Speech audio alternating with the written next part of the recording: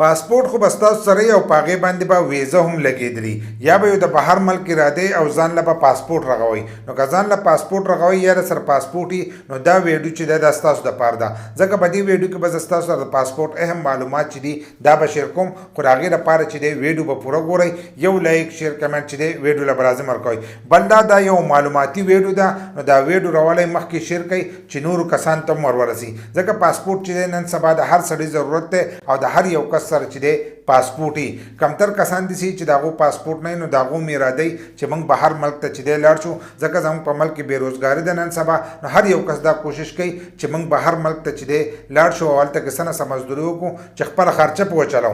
خو کله چې تاسو هلته کې لاړ شئ نو تاسو ته بیا د پاسپورټ د وجې نه چې دی هم زیاتې مشکلې راتلی شي. او که دلته کې یو پاسپورټ رخ کړی او د ویزې اراده وي نو اکثر دلته کې چې دی هم قسمه قسم مشکلې چې دي هغه خلکو ته راځي.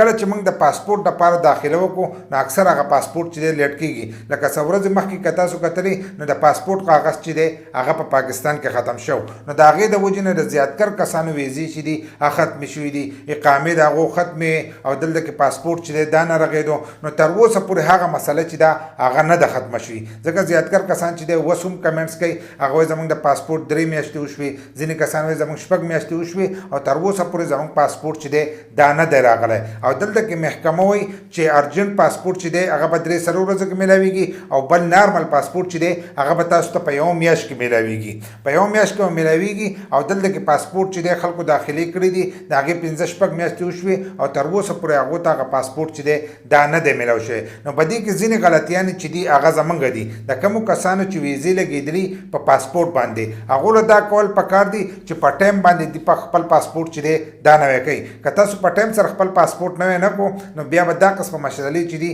دا به تاسو ته راځي او د دې سره به ستاسو ویزه چې ده دا به هم ختمېږي. دغه شانتې که اقامه تاسو نوی کوئ په اقامه باندې به هم مخه وړي نو بیا په تاسو باندې جرمانې چې دي دا به لګي.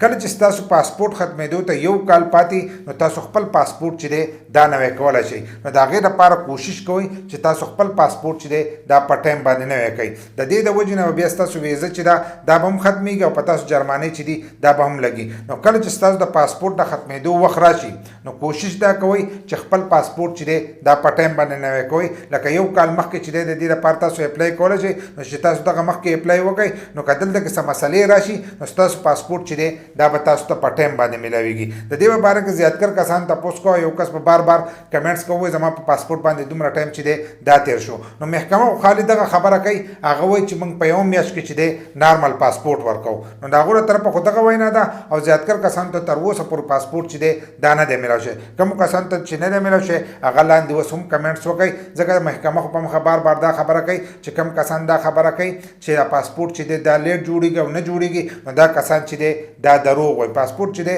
موږ نارمل په یو میاشت کې چې دی دا ورکوو او له دې نه مخکې موږ په دې باندې چې دا ویډیو ورکړې ده نو په هغې زیاتکر کسانو دا کمنټس کړو چې زموږ د پاسپورټ 3 میاشتې وشوې او تر اوسه پورې موږ ته هغه پاسپورټ چې دی دا میلاو نه شو.